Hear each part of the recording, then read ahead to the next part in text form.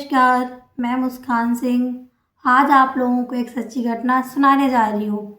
यह सच्ची घटना है गाज़ियाबाद की ओरा कीमत सोसाइटी के फ्लैट नंबर 506 के अंदर ऐसी वारदात हुई जिसे सुनने के बाद सबके होश उड़ गए। आखिर ऐसा क्या हुआ था उस फ्लैट में? तो चलिए इस कहानी के माध्यम से, सच्ची घटना के माध्यम से मैं आप सबको इस सच्ची घटना के बारे में बताने जा रही हूँ। इससे पहले इस घटना के बाद सभी मकान मालिकों के दिल सहम से गए, बल्कि उनके घर में रह रहे किराएदारों को वो मकान मालिक शक की नज़र से देखने लगा। तो चलिए सबसे पहले आप लोग इन दो तस्वीरों को गौर से देखिए। ये जो तस्वीर में युवक दिख रहा है इसका नाम है अजय, एंड ये जो बगल में महिला दिख रही है इसका नाम है आकृति गुप्ता। आकृति गुप्ता और अजय गुप्ता ये किराएदार शुरू में तो बहुत अच्छे से रहते हैं, सब सामान चल रहा था, परंतु 6 महीने से ये मकान का किराया भाड़ा नहीं दे रहे थे।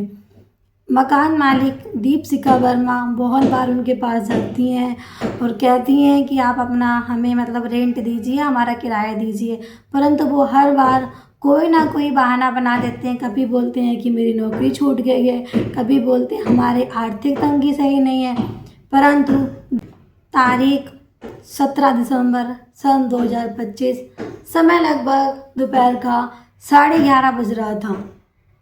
मकान मालकिन फ्लैट नंबर 506 की अपने फ्लैट में जाती है और जाने के बाद वो जो युवक और युवती वहाँ पर रह रहे थे, जिसका नाम था, युवक का नाम था अजय और युवती का नाम था आकृति गुप्ता, उसके पास जाते हैं और वो हम्बल बोलती है कि भाई आप इतने दिन से आप बार बार बहाना बना रहे हो, प्लीज़ हमारा किराया दे दीजिए, हमें हमारा भाड़ा दे दीजिए।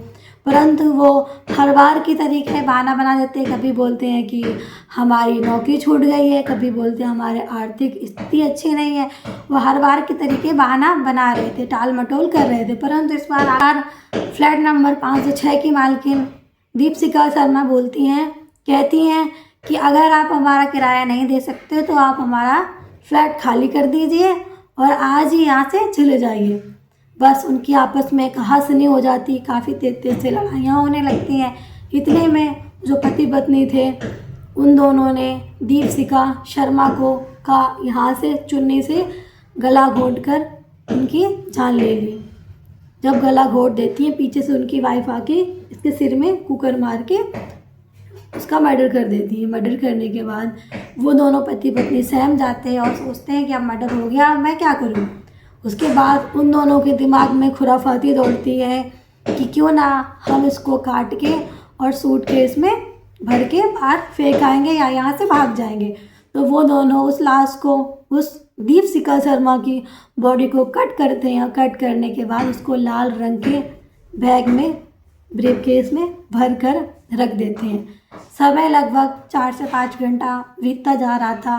जो दीपशिखा घर में, जो उसका एक फ्लैट 506 फ्लैट के मोहल्ले में उसका दूसरा फ्लैट था जिसमें वो रहती थी, उसकी मेड को शक होता है कि मैम दीपशिखा शर्मा अभी तक क्यों नहीं आई। तो वो उस फ्लैट नंबर 506 में आती है और जो युवक और युवती से जो रह रहे थे वहाँ पर रेंट में, उनसे पूछती है कि मैम नहीं आई अभी तक, और मैम आपके यहाँ पर आई थी और मैम अभी तक घर नहीं आई है।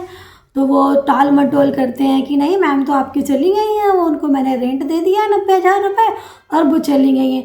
परंतु वो जो मेड होती है उसको थोड़ा सा शक होता है और वो बगल में CCTV लगा होता है, उसमें चेक करती हैं कि मैम तो आई हुई है, बट यहाँ से कमरा नंबर 506 से मैम अंदर तो आई हुई है, एंटर किया है, पर बाहर नहीं गई हुई। तो वो मोहल्ले के और लोगों को बताती है, काफ़ी भीड़ लग जाती है, मोहल्ले के लोग आते हैं, दीपशिखा के घर से परिजन आते हैं, उनसे युवक और युवती से काफ़ी तेज़ भाषा में, काफ़ी टाइट होकर उससे पूछा जाता है कि आखिर कहाँ गई।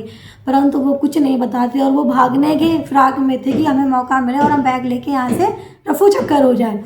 परंतु फिर सब लोग फ्लैट नंबर 506 में घुस जाते हैं। घुसने के बाद देखते हैं कि बेड के नीचे एक रेड कलर का ब्रीफकेस जिसमें मालकिन दीपशिखा शर्मा का टुकड़ों में काट कर कर पैक कर रखा था। उसके बाद उसी भीड़ में से कोई 112 नंबर को फ़ोन करता है, पुलिस आती है, बॉडी को पोस्टमार्टम के लिए भेज दिया जाता है। गांव की सहायक पुलिस आयुक्ति उपासना पांडे ने इस मामले को काफ़ी गंभीरता से लिया है और आरोपियों से पूछताछ की जा रही है और उनको कड़ी से कड़ी सज़ा दिलाई जाएगी। मृतका के भाई अनुज शर्मा बताते हैं, जो कि मेरठ में रहते थे, कि उनकी बहन से उनकी 2-3 दिन में बात होती थी। बहन ने यही बताया था कि वो किराया नहीं दे रहे हैं और इसी बात में उनकी थोड़ा बहस हो जाती है मकान मालिक के साथ। वो ये चीज़ अपने भाई को बताती है, तो भाई भी बोलता है कोई बात नहीं, नहीं दे रहे तो धीरे धीरे दे देंगे, आप थोड़ा इग्नोर करिए।